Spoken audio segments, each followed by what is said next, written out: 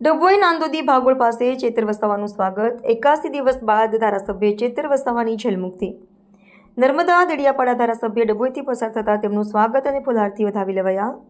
ડભોઈના સમર્થકોએ ચેતર વસાવાને વધાવ્યા। 81 દિવસ બાદ હાઈકોર્ટે શરતી જામીન મુક્ત કર્યા ચેતર વસાવાને। ડભોઈથી પસાર થઈ રાજપીપળા ખાતે મંદિરે દર્શન માટે રવાના થયા ચેતર વસાવા। રિપોર્ટર મિત માછી, શિનોર સમાચાર ન્યૂઝ, ડભોઈ।